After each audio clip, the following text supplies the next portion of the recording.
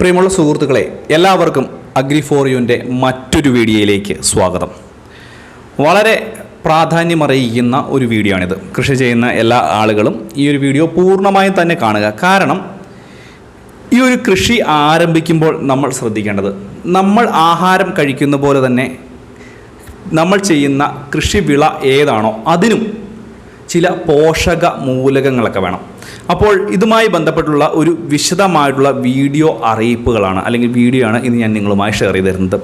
എല്ലാവരും ഈ ഒരു വീഡിയോ പൂർണ്ണമായും തന്നെ കാണുക, വീഡിയോ ലൈക്ക് ചെയ്യുക. ചാനൽ ആദ്യമായിട്ട് കാണുന്ന സുഹൃത്തുക്കൾ തീർച്ചയായിട്ടും നമ്മുടെ ചാനലൊന്ന് സബ്സ്ക്രൈബ് ചെയ്യുക. ഫേസ്ബുക്ക് വഴിയാണ് ഈ ഒരു വീഡിയോ നിങ്ങൾ കാണുന്നതെങ്കിൽ തീർച്ചയായും നമ്മുടെ ഫേസ്ബുക്ക് പേജ് കൂടി നിങ്ങളൊന്ന് ഫോളോ ചെയ്ത് വെക്കുക. നമുക്ക് ഇതിൻ്റെ വിശദമായിട്ടുള്ള അറിയിപ്പ് നോക്കാം.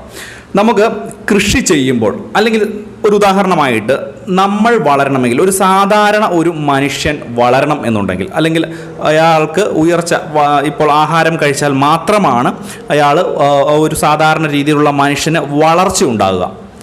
ഇതേ രീതിയിൽ തന്നെയാണ് ചെടികൾ അല്ലെങ്കിൽ നമ്മൾ കൃഷി ചെയ്യുന്ന കാർഷിക വിളകൾ എന്തു തന്നെയായാലും അതിൻ്റെ തന്നെ ആ ഒരു കൃഷി വിളയുടെയുമൊക്കെ രീതി നമ്മൾ കൊടുക്കുന്ന ആഹാരത്തിനനുസരിച്ചും അതിൻ്റെ ലഭിക്കുന്ന മൂലകങ്ങൾക്ക്, പോഷക മൂലകങ്ങൾക്ക് അനുസരിച്ചുമായിരിക്കും ഈ ഒരു ചെടിയുടെയോ അല്ലെങ്കിൽ കൃഷി ചെയ്യുന്ന ഒരു വിളയുടെയോ വളർച്ച ഉണ്ടാവുക എന്നുള്ളത് പ്രത്യേകം ഒന്ന് മനസ്സിലാക്കുക.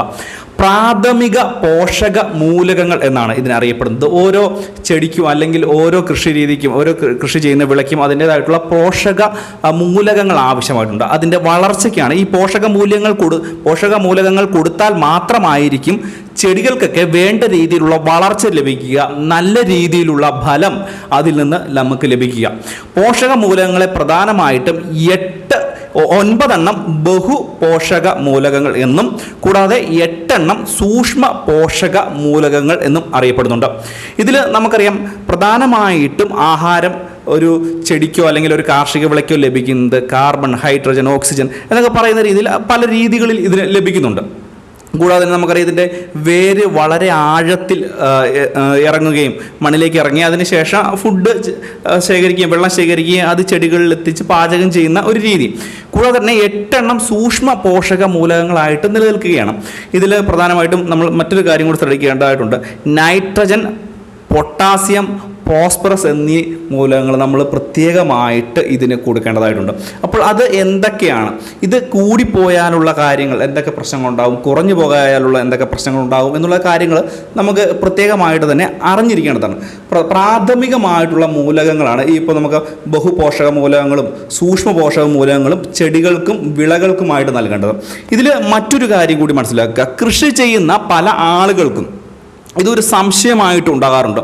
നമ്മുടെ കൃഷിയിൽ ചെടികൾക്ക് വളർച്ച കിട്ടുന്നില്ല, അല്ലെങ്കിൽ ചെടി വളരെ പെട്ടെന്ന് തന്നെ വളർന്നു പോകുന്നു, പക്ഷേ പെട്ടെന്ന് തന്നെ അത് നശിച്ചു പോകുന്നു, അല്ലെങ്കിൽ അതിലെന്തെങ്കിലും രീതിയിലുള്ള ഇലകൾ നശിക്കുകയോ അല്ലെങ്കിൽ അതിൻ്റെ തണ്ട് മുളച്ച് വരുന്നിടത്ത് തന്നെ നശിക്കുകയോ ചെയ്യുന്ന സാഹചര്യങ്ങളൊക്കെ ഉണ്ടാകുന്നുണ്ട്. വളരെ പെട്ടെന്ന് വളർന്നിട്ട് പെട്ടെന്ന് തന്നെ അത് നശിച്ചു പോവുകയാണ്.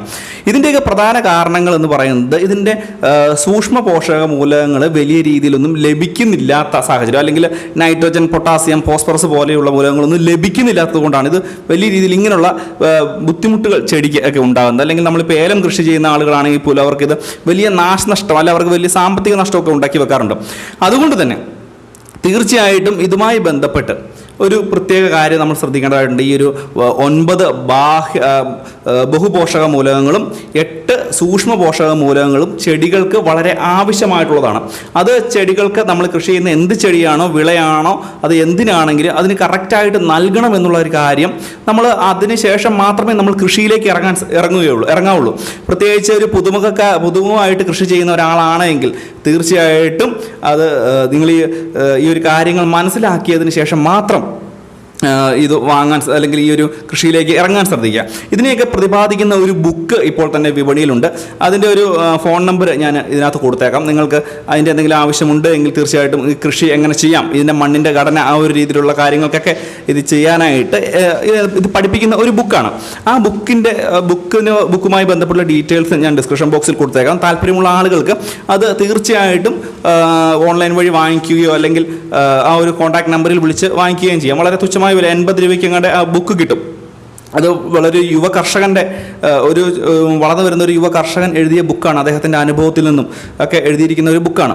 തീർച്ചയായിട്ടും ഒന്ന് വാങ്ങിക്കുക. എന്ത് തന്നെയായാലും ഈ ബഹുപോഷക മൂലകങ്ങളും സൂക്ഷ്മ പോഷക മൂലകങ്ങളുമായി ബന്ധപ്പെട്ടുള്ള ഒരു വീഡിയോ അടുത്ത ദിവസം ഞാൻ ചെയ്യുന്നതായിരിക്കും. പ്രത്യേകിച്ച് നൈട്രജൻ, പൊട്ടാസ്യം, ഫോസ്ഫറസ് ഇതിൻ്റെ കൂടിപ്പോയാലുള്ള ബുദ്ധിമുട്ടുകൾ എന്തൊക്കെയാണ്, അതുപോലെ തന്നെ കുറഞ്ഞു പോയാലുള്ള ബുദ്ധിമുട്ടുകൾ എന്തൊക്കെയാണ്, ചെടികൾക്കുണ്ടാകുന്ന പ്രശ്നങ്ങൾ എന്തൊക്കെയാണ് എന്ന് സംബന്ധിച്ചുള്ള. എന്ത് തന്നെയായാലും ഈ ഒരു കാര്യം ഒന്ന് മനസ്സിലാക്കി വെക്കുക. നമ്മൾ വളരുന്ന പോലെ തന്നെയാണ് ചെടികൾ, അവർക്കും പോഷക മൂലകങ്ങൾ അത്യാവശ്യമാണ്.